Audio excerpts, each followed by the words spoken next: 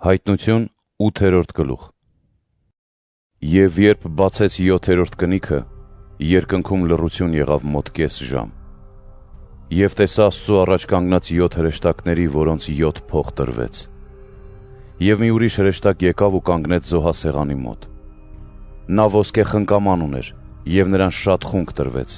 որպեսզի աղոթք մատուցի բոլոր սրբերին ոսկե զոհասեղանի վրա, աթոռի առաջ։ Եվ հրեշտակների ձեռքերից խնկի ծուխը սրբերի աղոթքի հետ ելավ Աստծու առաջ։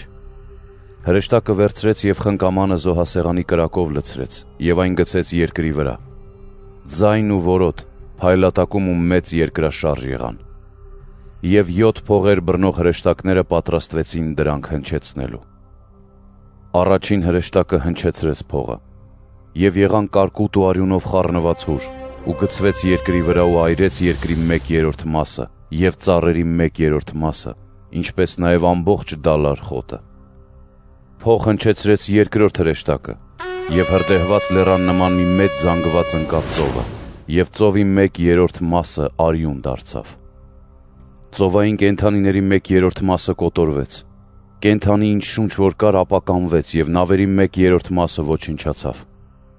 Փող հնչեցրեց երրորդ հրեշտակը, և երկնքից հրաբորբոք ջահի պես մի մեծ աստղ ընկավ գետերի 1/3 ու աղբյուրների վրա։ Աստղի անունն էր Օշինդր դառնություն։ Ջրերի 3/4 մասն արյուն դառնություն դարձավ, ու ջրի դառնությունից շատ մարդիկ մեռան։ Փող հնչեցրեց չորրորդ հրեշտակը, և զարկվեց արեգակի, լուսնի ու աստղերի 1/3 մասը, խավարեց ցերեկվա ու գիշերվա 1/3 մասը։ Եվ տեսա ու լսեցի երկնքի մեջ թռչող արծվին, որ ասում էր բարձր ձայնով. Վայ, վայ, վայ երկրի վրա բնակվողներին, երբ կհնչի նաև մյուս 3 փողերի ձայնը, որը պիտի հնչեցնեն հրեշտակները։